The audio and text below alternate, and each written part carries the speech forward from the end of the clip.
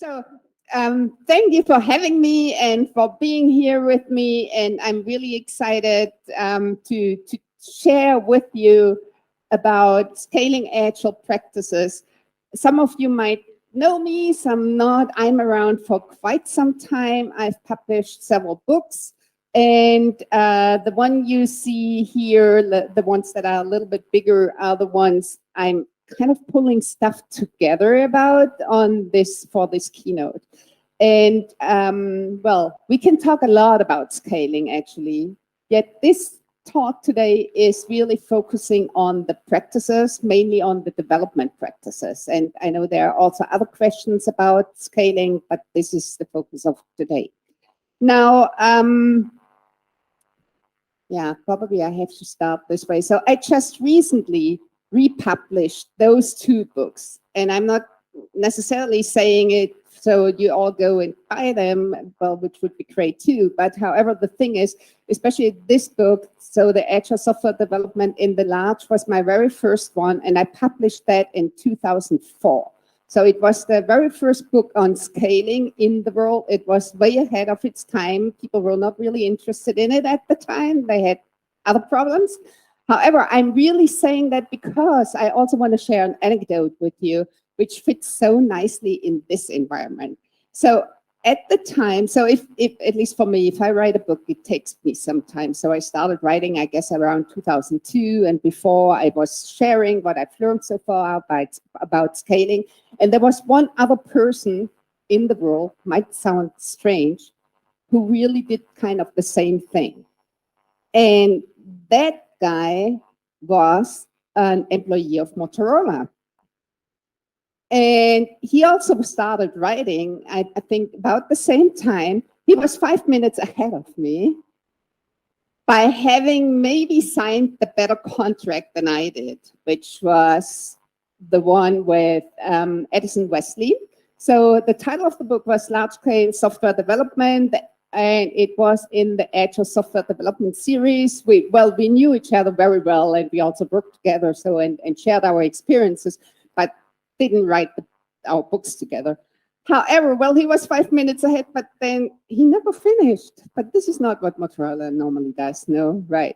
So he got that great contract. The book is still, you can, if you search for it on Amazon, it shows like that, but it also says down there, I don't know if you see it, it's hidden there, draft only as of 5103. So this is really the only draft in January 2003 that he created, and it was never published, so you cannot get it. And yeah, as you can see here, he's not with Motorola anymore. Maybe because of that, I don't know.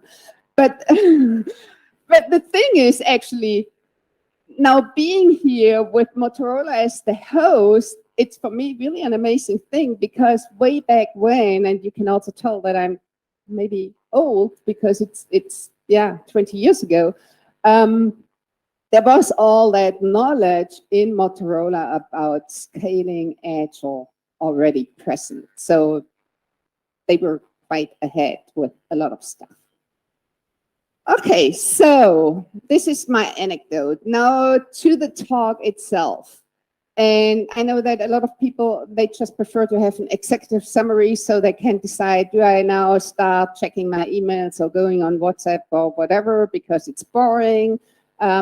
I want to give you that executive summary about scaling Agile. So the thing for me is that scaling and also distributed Agile, which is also a thing we are talking a lot about right now, is actually just Agile. So really the main difficulty that I see is that we make it more complicated than it is. If we would all remember all the time that it is really about basic Agile, understanding the values and the principles and work with those, and then we wouldn't have that many problems. But we make it just big because we think it should be way different. But the values are still true. And now I'm sorry, well, we have the executive summary now, so that's it. So I'm done, kind of. I'm sorry, I might bore you with this one. You all have seen that. So speaking of values, this is kind of the core of what values are we having in Agile. And I like to put them into just single words because they, for me, really clarify what is it that we are talking about. And for once, for the people who haven't seen that in ages, so it's from the agilemanifesto.org. So that's even from 2001, even older than the stuff I shared before. So the way I put those into like single terms is individuals' interactions over processes and tools for me is really about self-organization. Then working software over comprehensive documentation is about making stuff transparent that we are doing. And then customer collaboration over contract negotiation is that we really want to focus on the customer constantly. And the last one, responding to change over following a plan, is about continuous learning. So these are at the core of whatever we are doing, no matter if we are scaling, distributed, or locally in a small team. So this is, I believe, really the most important thing to understand. So now looking at those values again, what could they mean, especially if we now think perhaps broader? Well, self-organization, if I start here, it says use accountable cross-functional teams that select themselves and follow their passion with responsibility. So it is really at the core of self-organization that we have the people who can, well, innovate and contribute their to the products they are really passionate about. And this is also a bit what you were saying, that what you're seeing in Motorola, that people are keep thinking the whole day how to make the products better. And that's key to it. Then transparency is creating transparency for all involved in two directions, providing information, lowering the barriers to those seeking the information. We have constant customer focus, which is basically everything that we are doing we should know how it contributes to the customer's focus. And then we have continuous learning, which I find is really the most important thing, which is always learning, contribute to others' learning, get feedback, and adapt. Now, these are the values. And then one more thing about kind of, well, where are we coming from? This is, again, the Agile Manifesto. It comes with 12 principles. And these are the principles. And the one that I really want to focus on today is that one, technical excellence and good design, because that is referring to the development practices, actually. Now, perhaps first a question to you. What kind of development practices come to your mind? Does this work? No. Does this work? Also not. Yeah, what kind of practices come to your mind when you think of actual development? Anyone?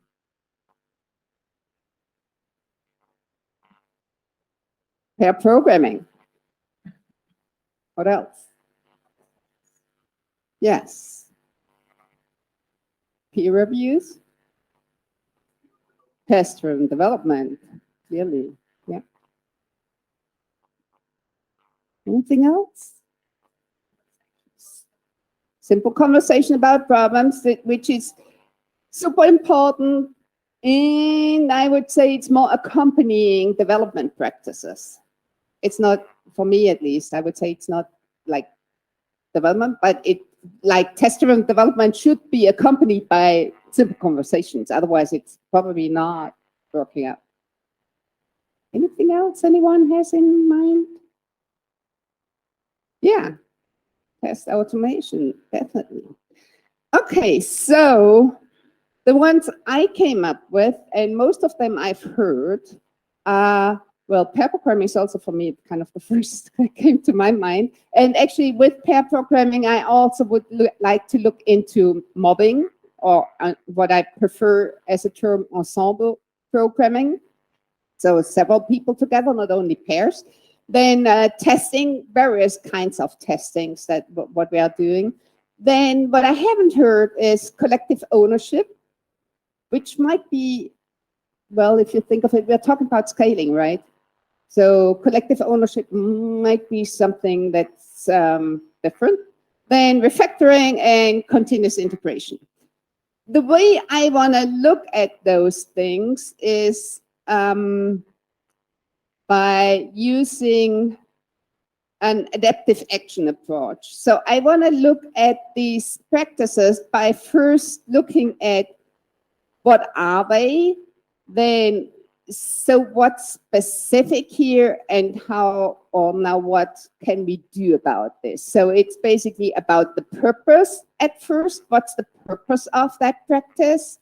Then what kind of issues, if we speak of scaling, distribution, and so on, might there be? Maybe there isn't anything. That could be true as well, that it's quite the same. Or even if we think of some issues, then sometimes we see the same thing happening in the small local setting.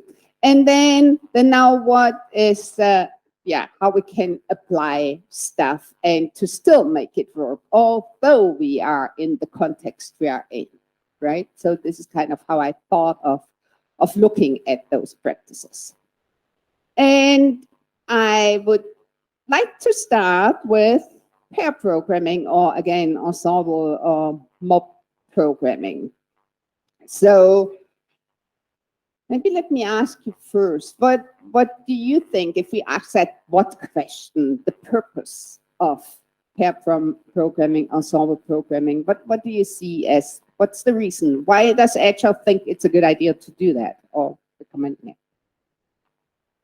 Sharing knowledge. Different perspectives on the problem, yes. But say it again. Code review, yeah, but some people say even like continuous code review. Simple design. Team ownership, so you're already referring to the collective ownership, yeah. Okay, well, I didn't get all of what you got. I have those. Knowledge transfer, also kind of what I think is the thing that comes to mind first. I also think of high discipline. And some of you kind of were saying like simple design could be something like that, but it's what I mean with that, very often we have an agreement in our team, how we want to work together, what we want to do. For example, do we want to work test first, or definitely we want to have unit tests with everything, or something like that. If we are working as a pair or as several people, if it's an ensemble, it's more likely we really do that. So the discipline is typically way higher than it is, well, if I just sit there for myself, by myself, then maybe I just think, oh, well, let's go ahead and just do it in whatever way. Then also better quality because of the continuous code review and because, well, the team ownership and because we keep learning from each other the whole time. So it is like all the time while we are sitting together and working on it, we keep learning. And the learning actually, you might think of like the various perspectives we bring together on the product and we learn from that other perspective, which, well, didn't come to my mind, right? But what I've also seen is, but the learning also happens in how we are using the tools. That's sometimes something we don't even think of, but I've seen this so often that I'm sitting there and then my pair does it in whatever way, and I never thought of accessing something this way. So it's sometimes also shortcuts or something. And well, it's understanding also the tools better and have maybe a joint understanding about the product, about the way of working within the whole team. Okay, so that was the what question. Now asking, so what? Specifics. The perhaps difficult thing in scaling, and if we talk about a remote distributed setting, might be having a common development culture. So things are done in a different way, and that might get in our way. And I might be really upset because my buddy is doing it in whatever way, and I thought this is completely stupid, and vice versa. Now, this is, in my opinion, also the great chance for scaling and distribution. So it is a specific issue, but it can also be the main thing that this practice helps us to overcome and solve. So the different culture and work ethic is really kind of the problem, but it might also be brought as a solution by using that practice. Then we have from the virtual perspective some other things that might be difficult, that we don't have a direct interaction because, well, there's I don't know, well, we are not in the same room, for example, and therefore we don't really know what's going on with the other one right now. Then also different time zones can be a problem with that. Sometimes also different energy levels, which makes it harder to really work together well.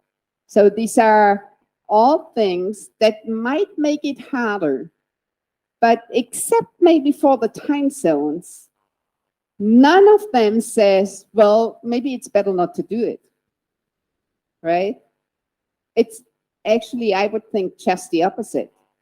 Just because of that, maybe we should do it in order to overcome it. And now if we talk about applicability, so the one thing is that, especially for the energy level, but see, now I'm coming to that, what I promised I will probably come to. That's also true for a team that's close together locally, because pair programming really costs a lot of energy, and therefore you might want to think about switching between pairing and solo programming, because you cannot keep up that high energy level over the whole time. And yes, that might be even quicker the case if we are talking about a scaling distributed setting and we are not together really, that then we need to switch more often perhaps. But again, that might be also a problem there.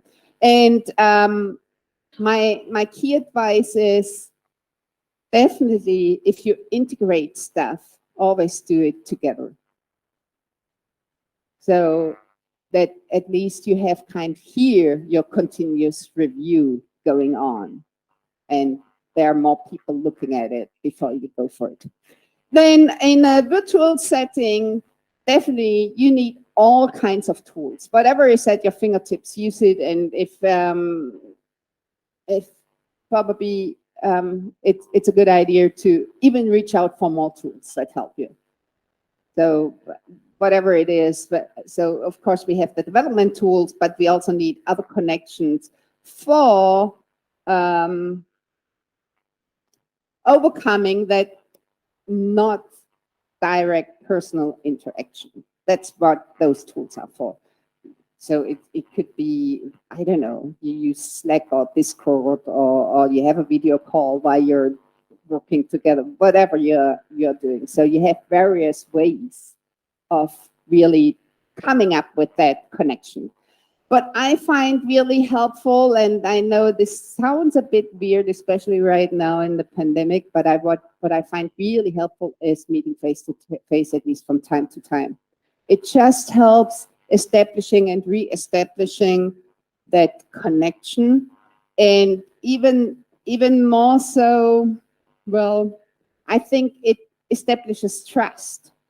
And it's just so much harder to do that while you're not together. And what I've seen too often, that if we are not together, trust can be really killed by an instant. It can be, well, I misunderstood something and therefore I reacted the way I did and then offended my buddy. And so whatever, if we are together, that doesn't happen so quickly. That's why it's really helpful to kind of, reestablishing that. And then another thing, same bandwidth and distance, maybe let me make a different example here, not about pair programming, but about, well, not even a development practice, but a other practice. If we think of like being virtual and doing our daily stand-up, if we have people who can only connect via audio and others can meet in person and the next ones can meet in the same meeting via video, we are not on parity. There's no, like, we don't have the same bandwidth here for how we communicate. Definitely the ones who are in the same room are closer together, not only physically, but also mentally in how they share their stuff, versus the one who is the furthest away is the one with the audio. And so what I want to point out here, and this is, well, if you will, pair programming or mobbing, ensemble programming, it is kind of a meeting.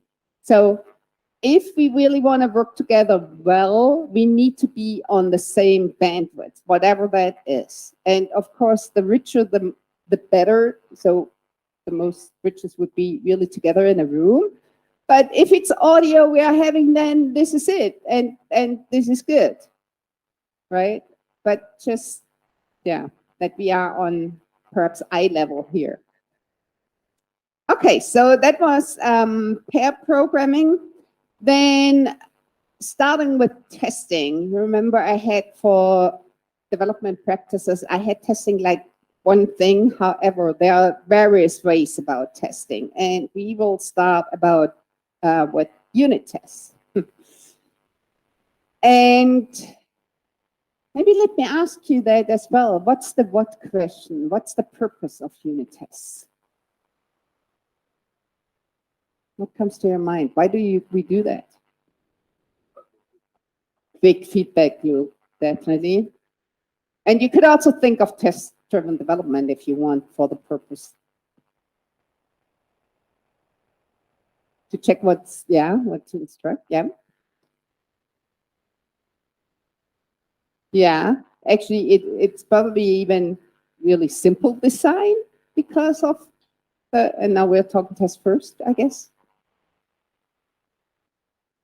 It enables refactoring, very important point, yes. Okay, so I guess that's maybe what I got, I'm not sure. Safety net for refactoring, the code is more modular, that was a simple design, and providing immediate feedback. Oh, so this time, did I forget anything from what you were saying? So lucky me, this time not. Okay, so that's the reason why we do that. And actually, what I would like you to understand as well, that right now, and I come back to this, the what question, understanding the purpose, is also the thing that should guide your actions if you think like, oh, this practice isn't working for us. Then you should come up with something else that's working for you, but fulfilling the same purpose, right? This is why that question is so important, at least I think. Then specifics for now scale, distributed setting is, well, understanding the code of a distant team member. That's what tests help you to do. And also reliability of code. And well, reliability is again something like, oh, if we are a small team being together, probably this is still important, but it's often more important if we are talking about a scaled up team, if there are many people there, because we don't know each other really well enough anymore. And so the tests help me that I trust that whoever has worked on it, the stuff is working and it's doing what it's supposed to do. Now, asking what's different, or what can we do? How can we apply it in that scaled up session? Well, that has also to do with eye level. Very often what I see is that we don't have all the same skills. We don't have all the same education. And so especially in like large settings, distributed settings, we should be very aware of that. and ensure that everyone gets the same education and has those skills without saying, well, we are not welcoming different perspectives. That's helpful too. But if I don't really know how, for example, test-driven development works, what do I need to do? How does it work really? Then we are not on the same level, and we need to ensure that we learn this maybe from each other or through training or mentoring or anything. So this is what we really need to take care of. And another thing is defining rules everyone can adhere to. What I mean with that is that not everything is working everywhere. And now if you think of test first, then I had, especially in scaled up teams, the situation where it didn't work for everyone. So some people, I don't know, I didn't, at least I didn't manage that they all bought into it.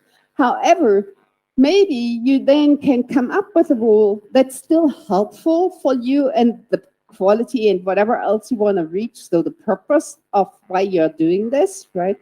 And so, for example, we came up with that rule. Well, at latest, when integrating your code, the unit test has to be there. All the tests have to be there. So integrating code without tests, that's not possible. So that was a rule we used really very successfully. And yes, you might think, well, test first really helps you more in direction of modularity and simple design and so on. However, if you kind of right after you wrote the code have to write the test, often a similar thing is happening. Because you won't be able to write a unit test if the thing is not modular. Then it's more like a, I don't know, system test or something. Speaking of more system tests or broader tests, so that would be now acceptance testing. So acceptance testing is about, well, we know that the functionality is really there, right? So it's not so much about the simple design or anything like that, but we know that the features that have been asked for are really there and are working. So it's on a different level than what we talked about for the unit test. And so it ensures the functionality. Often it also ensures the integration because it goes over several modules and components. And it is, from my perspective, also something like a synchronous documentation. Because the acceptance test will document the features that have been implemented. Of course, you can also argue about like that for unit tests, which are more documenting how we have programmed stuff. But now we are on the feature level, which is from one perspective maybe more important. Then anything that are specific here, well, it's kind of an executable specification. And this is, again, if we are writing the acceptance test before we come up with the feature and have programmed that. So that could be something else. And I will come back to that in a minute or so. So now, thinking of the applicability, so requirements can be clarified by the tests, and the acceptance tests that are developed upfront should be executable. So, and now I want to share like one of the examples which I really liked. So this was a team, a good friend of mine who is in India. And they were working on a system, I think, yeah, no, I remember. That was for pay TV. And at that time, pay TV wasn't really a concept widely known in India. And so that colleague of mine said, well, they were kind of sitting there. They got those stories and were wondering, what is this about? But but we're not really able to ask real questions. I don't know, maybe you have seen that as well. I have seen that. So sometimes somebody tells me something, and this is so far away from where I am, so I can't even ask a question anymore. If I know a little bit about that, it's easy, I can ask questions. But if it's too far away, then, well, it gets hard.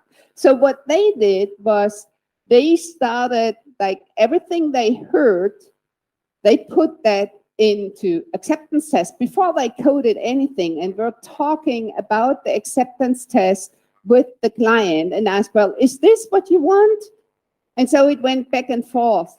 And yeah, time zones were also a problem. However, what they did with that was using the acceptance test as an executable specification. And if you will, they also use them for clarifying the requirements, the stories that were told. So that could be, especially now when we are talking about distributed settings, that could be a very strong thing for getting a better understanding what is that product about. If we talk about scaling, just scaling without maybe distribution, however, I'm not sure if this even exists anymore. I don't think so, really. Then still, it helps us to get a joint understanding about what's required. Also, that's important. Maybe we all have a different picture in mind what's required. But if we think of this is how the product should look like, or that feature, then we can just go ahead and do that. So that's, I believe, acceptance test. So what else do we have? Oh, yes, collective ownership. Oh, if you wonder about that picture, individual ownership. So if we have, like, me, I have programmed something and therefore I own the code, what am I? I'm actually a bottleneck. That's that illustration about. So if we do have individual ownership, we create a lot of bottlenecks in the sense, well, for example, now today I'm here. If now my colleagues would have a problem, I wouldn't be able to answer. And so they have to wait till I return. If I get sick, it's even worse, right? So it is really a bottleneck that's created. And so now talking about collective ownership. So what is it for? So avoiding bottlenecks. Then having a joint responsibility for, like, everything we are doing, the code, the design, the architecture, the product. So we all feel like we have that same responsibility here. And maybe there are some specifics even, which is, at least from how I saw it, very often more true for remote settings. It could be also true for, well, you said that. You have a company in your neighborhood who is also as interesting as Motorola is, and people might also perhaps go there because it's also interesting. So collective ownership might also mitigate employee turnover. So if I would leave my team and I'm the only one understanding that piece of code, that's not so nice. Well, of course, we hopefully still have the tests and so on, which also mitigate that risk. But still, so that's also kind of a bottleneck. So applicability, so especially if we're talking about scaling. So what I see really working very well is more a team ownership versus a collective ownership. So in kind of regular Agile, so local, one team, we speak of collective ownership, meaning everyone can touch everything and change everything at any time. Because, well, we all are in the same way responsible for what we are doing. We know the product in the same way, and it makes perfect sense, I believe. Now, if we are scaled up and we have, let's say, 15 teams working on that product, then it is a little bit different, because I might work for a team that doesn't know much about the stuff that other team is working on. And therefore, what we often do is we have a team ownership. So everyone inside a specific team owns everything there and can change everything there, but not so much the stuff that has been created by a different team. And sometimes what we do, if we really need to change something from a different team, well, then we try to have a cross-team pairing up that might help there as well. But more likely it is, well, two things. Well, I might just change it and then ask someone from the other team to review. Or we just ask, well, the product owner to put it in the backlog for that other team. So they are preparing for it. However, it is really more like we trust within our team, well, or we know everything within our team, but the stuff that we are creating is often just so big that there's no way to really understand everything else that's out there. That's why team ownership versus really collective over all the teams. Oh, well, and then there's this thing, and I'm really sorry that I still need to say that. Bandwidth and firewalls, that can be really in your way. And that's a terrible thing. And you would think it's, what, 2022? It shouldn't be a topic anymore, but still it is. So sometimes stuff is not really working out because people cannot access it fast enough and really work on it. And of course, that should be a given, really. What's left? I think two things. Refactoring is one of them. And, well, maybe I should ask that again. What do you see with refactoring? And I guess I don't have all the answers here. So what is the purpose of refactoring? Why are we doing it? Why do we think it's good?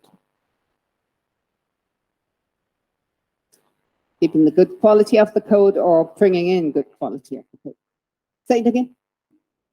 Reducing technical debt, very important. Yeah, I guess I'm with it. Duplication, simplification, which is maybe the getting rid of duplication. Maybe, yes, simplification, very good. Optimizing performance, yeah. See, I'm pretty sure I don't have all of that. So what did I come up with?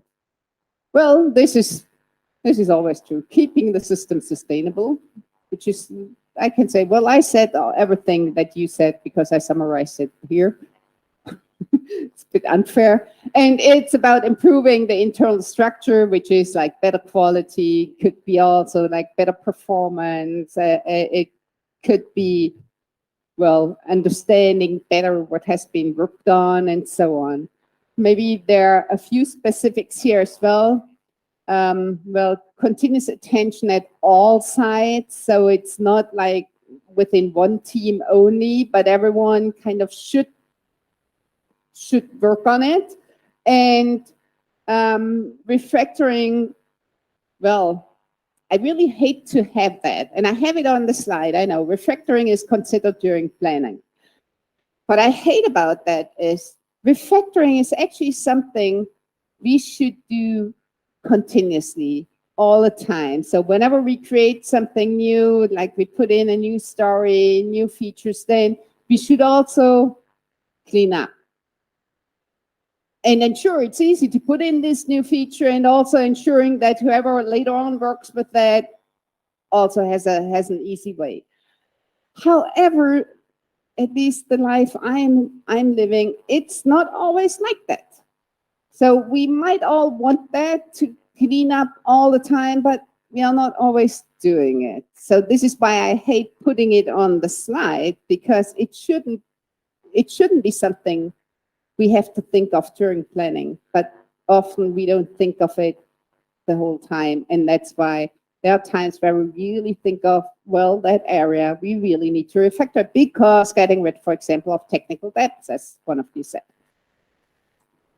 Okay, so applicability. So one of the things, again, like with testing, ensuring same skills. The skills are available. And I have seen this also too often that they were not. And that was difficult. And then I think you mentioned that before with tests for refactoring. Here we are. having a safety net, that we do have the tests available, really. And then the other thing, which might be a thing at sometimes, at least I had that in scaled up situations, that if we had like a global refactoring, but where everyone got impacted by, we had to coordinate that. Because it wouldn't work if only one team would make that change and not all the other 12 teams or so. So sometimes you need a bit more coordination with that. However, just overall, also here you could think maybe it's not so different than in the small and local. The only thing maybe is really the ensuring skills. I really see this the most often, that this is not really true. And that means that people really know how, when, and why to refactor something. How does it work? And maybe let me put out this here as well. I hope that's clear. If we talk about refactoring, we are not talking about like using any kind of possibilities your development tool allows you to do, like renaming a method or anything. So I really mean like kind of like technical debts and so on, and improving the quality and stuff, which isn't a tool that allows you that. You really need to think how to do that. So I believe we are coming to the last practice that I had on my list, continuous integration. And also here you might think, well, maybe it's not so different if scaled up or distributed. Maybe it is. So the purpose of continuous integration. Oops. So changes are transparent. So whatever we do, we want to see it as quickly as possible in the system. That's why we are doing it. Then we want to have the feedback. It's kind of like with the tests. We want to have a quick feedback on the running system. Does it still run? Does it still work? And are there any specifics? Well, again, licensing, bandwidth, firewalls, that's sometimes really difficult. And especially in the virtual setting. And again, it shouldn't be, but sometimes it is. Now, if we talk about applicability, the first one should be also a no-brainer. And honestly, I've seen it too often, that people started scaling up and going virtual, but it didn't really work in the small locally. So the build times were too long, and it took just forever. And of course, with scaling, those problems scale. And that's maybe one thing you also want to remember. All the problems you are having locally, if you go virtual, if you're scaling up, the problems scale up.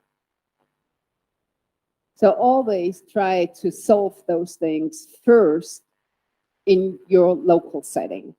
Then, yeah, don't underestimate the complexity and effort it takes. So my rule of thumb over all those years was that it costs about 10% of the development effort to really have good continuous integration in place.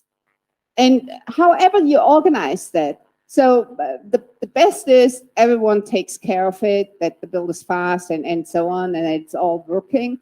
Or you decide you have a different team ensuring that and providing it as a service. Also, that's possible. And they just ensure it builds up quick and integration works smoothly and so on. However you do it, typically it's about 10% that it takes away from development. And yeah, again, everyone needs the same support. So you might have heard me saying something along those lines now several times, and I'm saying that because I just have seen it that wasn't true, especially for some sites that are more remote than others. And if we are in a virtual setting, actually everyone is remote, right? So that's why I put it in quotes. But sometimes we feel like there are some sites that are not as close as those are. Okay, now I want to kind of put an end on this part. I still want to also work on a little bit other parts with something which is known as a golden rule. And I believe Joseph Pellerin also has been here as a keynote speaker before. Yes, right. So he once said, which was a golden rule in a team he was working on, and that team used follow the sun. So meaning like at any time of the day, somebody was working on that code. And their golden rule was, at the end of a workday, all code is checked in, all tests run green, the build works, and they had their rule, build time is less than 10 minutes. That's pretty long, actually. Anyway, that was what they had as their rule. Maybe they had C++. I don't know. And if that's not true, you throw it all away and roll back to the last version that meets all these conditions. And yes, sometimes that meant that people had to throw away the whole stuff they've worked on during the day. Well, hopefully they have integrated more often during the day, but maybe they didn't. And then that whole effort was lost, right? But sometimes, well, for a scaled up virtual setting, I think you need whatever kind of rule like that. You might have like more like 10 seconds or not minutes or whatever you are having here. Maybe you want to also, well, it says all tests. Maybe you want to be more specific that, well, it's unit tests, acceptance tests, whatever it is. But it's kind of a common agreement. And why is that so important? Because people might work on the code and you're not there. So they might work on my code, but I'm sleeping right? So they cannot ask quickly, oh, what is it doing here? And can we change this and that and whatever? I'm not there. And therefore, it has to run whenever we do a handover in any way. So that is about that. Now, I know at least in some of my settings, not every time everything works that well. Maybe that's true, not true for you, and for you everything is smooth and nice and whatever. I'm sure it is. Then what we need to do is really coming up with our joint development culture. And I want to focus a little bit on that for kind of closing that.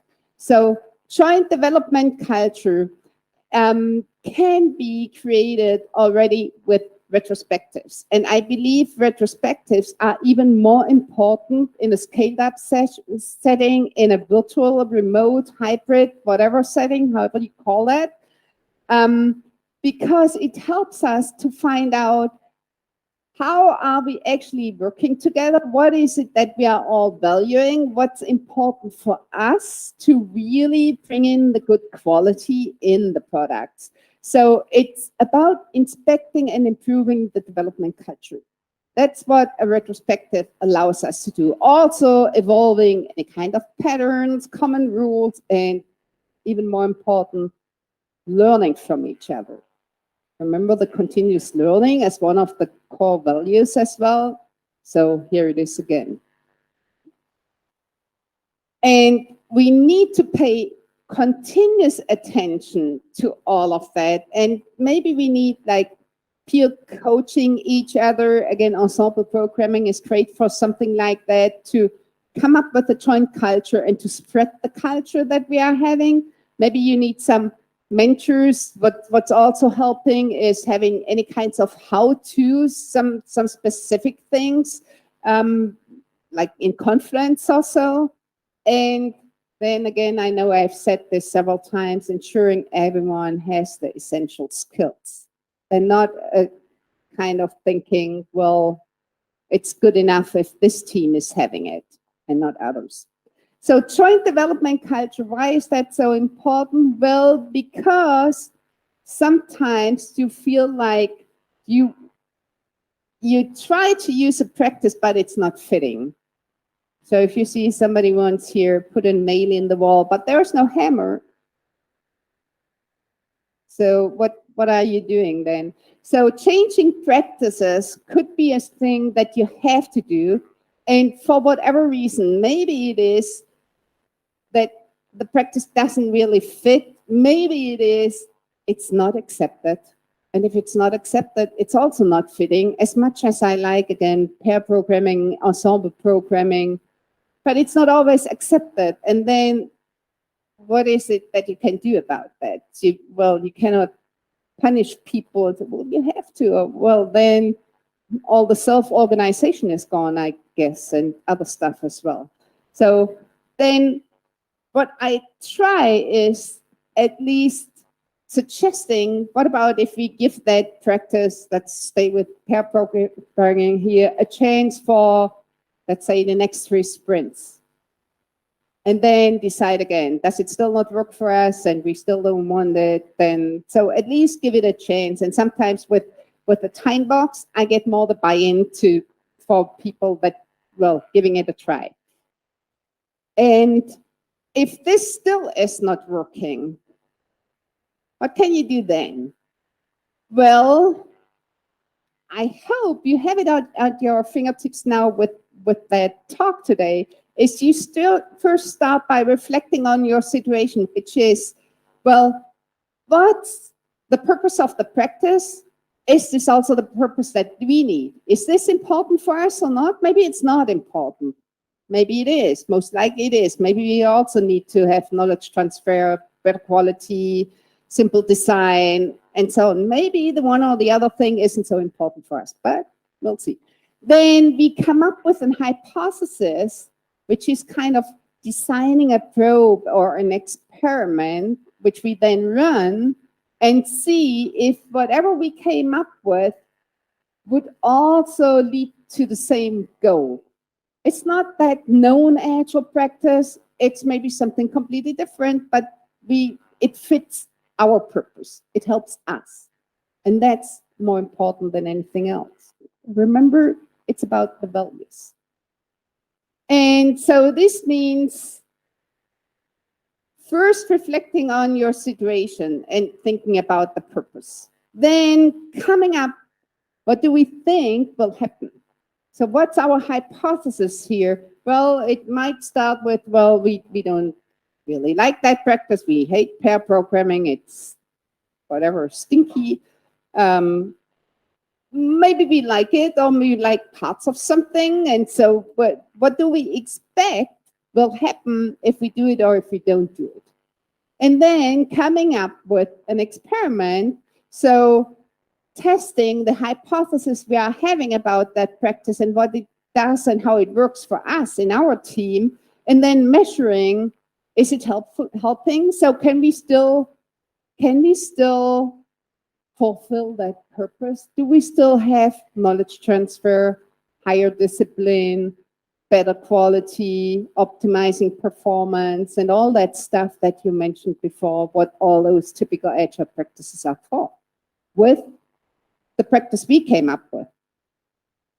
And then what would be really good, and I skipped this in the slide before, is if you then publish that to your peers, let others know about it so that we can all learn from each other. And so it's helping us all to get better with that. So coming to an end here, I believe. So the general advice I'm having is that mutual respect is really super important. And sometimes what I have seen is that teams that are closer to the headquarters sometimes feel being superior. Maybe sometimes they even get the better support. And that goes definitely against like that we have mutual respect and can all work together in the same way and have the same tools at hand. Then all practices are really an investment. That's, well, I didn't mention that before. Well, I mentioned perhaps in the way that I said, well, we need the same skills and so on everywhere for everyone. Yet actually gaining those skills and also something like writing tests first is something that, well, first costs time, but it pays off later. And this is what those practices are about, really having what we are doing sustainable and usable over a long period. And so finally it is, and that was the last thing that I showed with what do you do if it's not fitting? Take an agile approach to change and apply the practices. So don't think so much you need very super complicated stuff here. It's not that complicated. Still, agile values, principles are in place, and we use an agile approach to adapt it to our needs. And your needs might be different than the needs of somebody else. And therefore, we need that agile approach. So I want to close with development practices are really guided by agile values. Making stuff transparent, for example, otherwise we cannot learn from each other. Having self-organization about changing, adapting, applying the practices, and ensuring they help the customer to get better. So they're driven or guided by agile values, and they enable scaled and distributed development. So sometimes we think, well, in a scaled setting, in a virtual setting, it's not possible to do this and that. Actually, it's just the opposite. It enables it. And this is it. Thank you.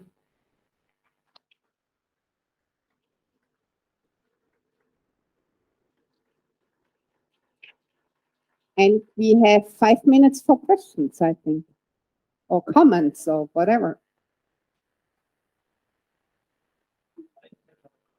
Yes, you just pick one. I think every keynote speak should be inspirational, and it was for me. Oh, absolutely. I feared to say the opposite. Yeah, thank you. But there were a couple of moments in your speech. First one was at the beginning when you talked about scale agile is just agile. Then what was the second moment talking when we are far away from something that we don't understand, we don't know what questions to ask. And the last one was about the practices that do not work. We just skip them, and that's it. And my reflection on that was going back to years ago. There was a step in our development of Agile called SAFe, Scale Agile Framework, shortly SAFe. And of course, it's very easy to talk about it right now because we're years after that. But I remember actually my first feeling, and I think a lot of us had exactly the same feeling when we saw the first diagram, the first schema of SAFe. And I have to admit that when I look at it, was, oh, Jesus Christ. It was looking extremely complicated. Then, of course, we called experts, we called books, we called all the wisdom that is in the word, you know, to understand it and to decide, are we going to do it or are we not going to do it? And finally we decided to experiment and try it. But I think, to be honest and to say the truth, we had a feeling that it's not really our culture, that it's not really, we simply don't feel it. It's far away from our hearts. And, you know, I had a very short chat with my friend Przemek, and it was nice to see you just before the conference. And we had 5 minutes of conversation about trust and giving freedom. And we experimented at the time with SAFe, where we decided one day to drop it because it didn't work for us. And the lesson from that, and I think it was visible in your speech, was if you are talking about Agile and if you want to win, we have to be 1 millimeter from the developers. If something is implemented probably too high, as you mentioned as well, too high in the structure, too high and too far away from the development team, the chance of losing is much higher.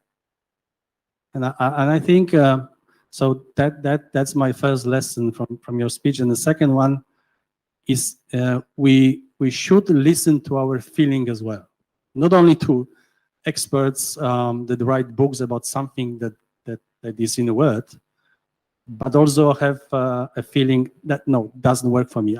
I don't feel it. Simply, I'm putting my hands into the code, and I know how it works. I'm the best to say how it works, and simply I don't feel it. Well, that's actually the thing where I said, like, if something is working for me, it doesn't necessarily work for you. And also, if something is working for me with that client, it's not necessarily true for a different client. And well, and it's as basic as context matters. So, and I'm completely with you. We have to, well, again, we have to have an agile approach to that as well. Adapting, being flexible, being responsive, being nimble, all of that. Yeah, absolutely. And I think the final lesson is if you feel it, if we feel it, if I feel it, just say it. Mm. And I think that was one of the lessons learned, from the past. We experimented. There's still a lot of good that came from that experience. But the major one is if you feel it, if you want to say something, say it. And that may change the future. Thank you. Thank you. Yes. Hi, I have a question. What would you say to, let's imagine I'm executive in the Motorola Solutions. You are. If I come to my teams, several teams, with brilliant idea that scaling agile means we standardize our processes, our definition of ready to all of teams, our definition of done, we organize same meetings, etc., etc. And this is my concept of scaling agile. What would you say to me? So I think it's not a problem to standardize stuff like that. Probably not so much between one product development area to the next one, yet even then it could work. It works when you ensure you do this via, for example, retrospectives. So it's not you saying this is how we standardize it, or whoever you is, right? But it's the people who are involved, the people who live it, that they define what's helping them and what they need to, well, for example, trusting each other, trusting each other's code and knowing it's reliable and all of that. And you can, that's why I had this at the end, like the joint development culture. But what I didn't say, I meant to say, but I forgot, is that's also true with the retrospective, at least from what I have done also across several teams, or it could go actually across the whole organization, even if it's big, because you then do it in a staged way. You start below and you kind of come up with stuff that's important. And then you have representatives from all the different areas, again, coming up with what's important for everyone. And this way you come up with a standard, but not a top-down standard. Well, I would think top-down, you also have a say because you're also a stakeholder. And you can bring in your contribution, but it's not the only contribution. And I see we are running out of time. Yeah, this is called gentle pressure. So very good. I'm sorry. Thank you so much.